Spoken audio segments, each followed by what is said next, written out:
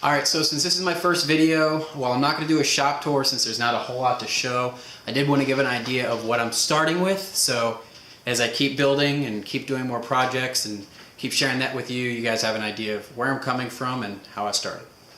So just to start, this is my 2.5 car garage that I have at my home that I've lived in for a little over 4 years now. It's definitely a used garage, and by used I mean storage.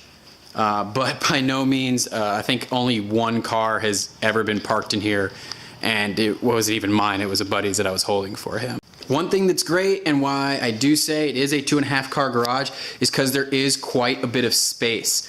From this end over to here is roughly 23.5 feet, and then from the doors to the back wall is a little over 30 feet, about 35 feet total. And to that corner, it's actually just about 22.5. So I have quite a bit of usable space. However, I've so far only been able to convince my wife to give me so much because we just have so much crap that gets stored back here. It's a constant struggle, mostly due to my military lifestyle and the fact that I have to hold on to so much stuff. So this is the only workbench I have to speak of right now. It's a Cobalt that I got several years ago on Black Friday for sale. I actually do really like it. It's a great little thing to start off with, and I do recommend it to people who ask whether I would. It's got some decent storage with this overhead and the soft close drawers that come with liners, and it's a good little worktop, but I realized really quickly how fast I would outgrow this. So pretty much it's just used to put things on right now as I'm working at this little makeshift workbench that I have going, which is just some plywood on sawhorses. And I will talk about this a little bit later when I'm talking a little bit about my style. At the same time that I got the Cobalt workbench, I bought a whole bunch of these shelving units, which are up various places around the garage.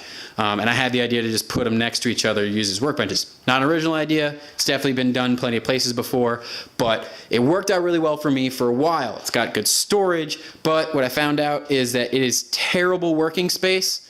So I haven't really ever used it to build projects, but what I will use it for is laying out stuff and having tools out and available, and also, just as you see, plenty of storage.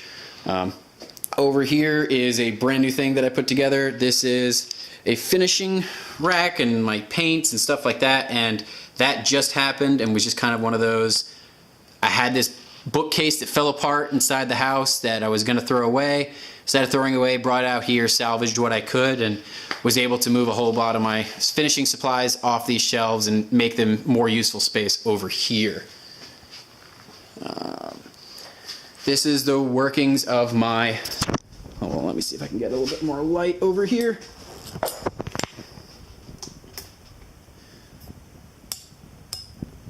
So this is the beginnings of my clamp collection. As they say, you can never have too many clamps, and I'm still trying to convince my wife of that.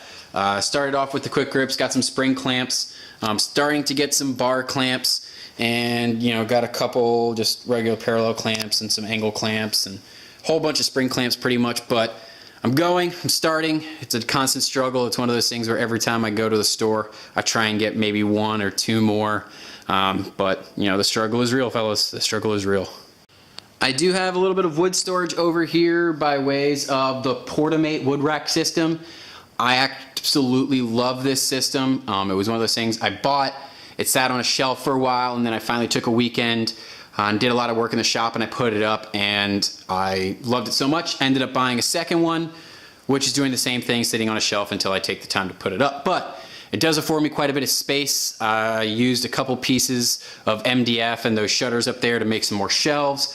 And there is a lot more wood up there than it looks like. Those boxes are full of a bunch of offcuts and some pen blanks and other turning blanks and stuff like that. And then I store some sheet goods around here. I can fit 7 full sheets of 4x8 plywood or whatever wood I want down there. However, it's a pain in the butt to get them off the floor and moving around the shop. So I do want to build some kind of rack that I can use.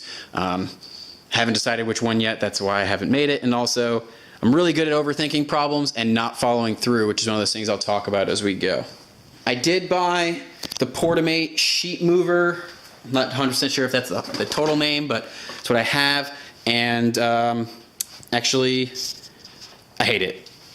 I don't like it at all. It's actually a really big pain in the ass to get around. It doesn't go where you want it to go. It's really hard to get the sheet goods up onto the rack, especially when you've got, you know, an 85, 100-pound full-length sheet of MDF. However, that roller that I got with it is quite useful with my table saw. This is a great used tool find. It's the Jet JWL 1236 lathe. I had never had a lathe before, and it allowed me for a very low cost. I got it for about 350 bucks to get a full-size lathe. It works really well for me. I haven't had any issues with it. When I got it, it was pretty beat up, so I had to kind of take it apart, clean it out, de-rust a whole bunch of it, and re-lube it, but put it back together, and everything is fine. The motor works great. All the speed settings and everything work great. Still kind of collecting some tools and stuff for it right now. I use the Easywood tools, the mini Easies, and then the mid-size rougher. I really like them for a beginning tool turner like myself. They work really well. So yeah, I'd recommend it. At the same time that I picked up the lathe, I picked up this Delta 12-inch bandsaw, which I thought was going to be great, and why I love having a bandsaw. The 12-inch size with an 82-inch blade is a huge pain in the ass to find other blades for. I can get them with Bosch makes them and sells them over at the Big Blue store, so I can get them from there, and I have been able to find them from like the Highland Woodworker where I can get some good quality blades, but the size is kind of a bummer, and it makes me wish I'd just, you know, I only spent about 150 bucks on it. So 12-inch bandsaw that works really, really well and is really easy to clean out and is just a solid machine. You know, I can't complain too much, but the guide bearings on it leave quite a bit to be desired, and I do get quite a bit of flex in the blade, especially on the thinner blades, and the size is hard to find.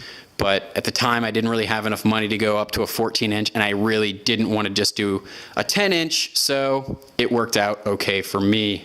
Also in the same trip, oh gosh, I got stuff all over it. Same trip, also used this Ridgid floor standing drill press. It is old, but it works. It works really well. I haven't used it too much yet, just because I haven't had much of a need for it, but I am really excited. Again, for the price, I was able to go from not having a drill press at all to having a full standing floor drill press, you know, overnight. The major thing that it's missing is it doesn't have the riser rails for the table. That is kind of a problem because it makes it really difficult to move the table up and down. However, you can kind of buy the parts, and I might go ahead and do that, but I also have an idea for a table sled for it that will allow me to use the table sled to raise and lower. So if I ever end up building that, I'll be sure to video that and put it up on here. Got the Ridgid oscillating belt spindle sander. This thing is amazing. I use it pretty much every time I'm in the shop, and I love it. So if you're looking for an oscillating belt sander, spindle sander, don't spend more money. Get this one, 200 bucks, and it's fantastic. If we want to talk about my favorite tool though that I have in my shop right now, I'm sure this will change eventually, but this Porter Cable 8-volt impact driver with rechargeable lithium. This thing is phenomenal. I got it for about 50 bucks. I haven't seen it at Lowe's since, but I have seen it on Amazon, I believe. And oh my God, I use that thing all the time. It is the workhorse of my in-home DIY as far as hanging curtains or furniture or putting together stuff. It is awesome. I use it significantly more than my 20-volt DeWalt, and I very rarely have found anything that it can't do. I redid all the kitchen cabinets. I'd have 32 kitchen cabinets, doors, drawers, everything redid. Only had to use this drill. It's phenomenal. 8-volt. Can't go wrong. Highly recommend. My table saw is the Delta 366022. I got it, again, this is a Black Friday deal that I got at Home Depot. Got this because for the price of what I was intending to get, which is the big Delta cabinet saw that they have at at Lowe's, I was able to get this saw, the oscillating spindle sander, and that 13-inch rigid planer right over there that I still haven't set up for about the same price, a little bit more. But I got all three of those tools for the price of that table saw, and this is a Delta product, so I had a lot of faith in it, and honestly, I've been pretty happy with it for the bit that I've done so far. My only real issues is it is really, really a pain in the ass to adjust the parallel and the lineup of the riving knife. It's really hard to get my hands in there, and I don't have big hands. That, and also the insert plate is one of those really thin 1/8 of an inch steel plates that it's really hard to make a zero clearance insert for, in particular because you see that this piece right here, the trunnion that it's mounted to, for the blade, that the blade and the arbor mount to, sits really high. So to make a wooden insert plate, the wood would have to be really thin, which isn't usually good. I'm still trying to figure out how to make one, and what I'll probably have to do is just keep this section really thin, as well as the sections where I can adjust it. I probably will do that at some point, but to me, that's a flaw that so far has only really hurt me once, but I know will hurt me again. Before I go, I did say I was going to talk a little bit about this makeshift workbench. And the only reason I'm going to talk about it is not because it's anything special. It's, like I said, it's a piece of 1/2-inch plywood on some sawhorses. The reason I'm going to talk about it is because it's indicative of my problem solving type. So for me, when I'm problem solving, I have a really hard tendency, and a really strong tendency, to really overthink a problem and to examine it from so many different angles that I in fact never do anything to solve the problem. I'm just thinking about it, and I come up with some plans, but a lot of times when I come up with a plan, I think about what I could buy to fix it. So when I was thinking about how to replace my Cobalt workbench right here, rather than coming up with something really simple like this that would just let me work, I had this idea of, oh, well, I need to go buy all this wood, and I'm gonna make myself, a real woodworker's workbench, and that's gonna be one of those ways I teach myself how to do a couple things. Well, in order to do that, I gotta buy the wood. I need a way to smooth it all down, so I have the planer, but then I need a hand planer, and then I probably need some bigger, stronger chisels in order to make some of the mortises and things like that, and then I'm gonna need vise. Either way, it turns into I just need to solve this really simple problem to do like really easy projects, and I'm gonna solve that problem by spending close to $1,000 in wood and materials and tools. Well, when it came to actually putting that together, it was really a matter of, I'm in here, I'm working, and I was working on building some signs for my son's room, and I needed a workspace. My Cobalt workbench was cluttered up. My 2 shelving benches right here were cluttered up. So I had the sawhorses, put up a piece of wood, and boom, and I started working. I hadn't even thought about doing it, I just kind of did it in the moment to solve the problem.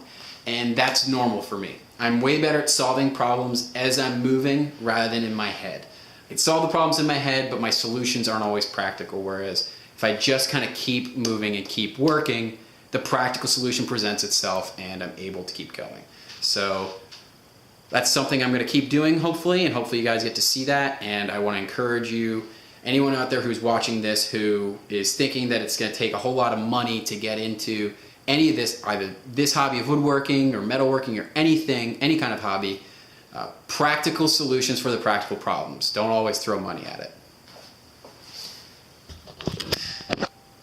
By the same token, when I started filming today, I didn't know what I was going to do about lighting because I had huge shadows all over my face.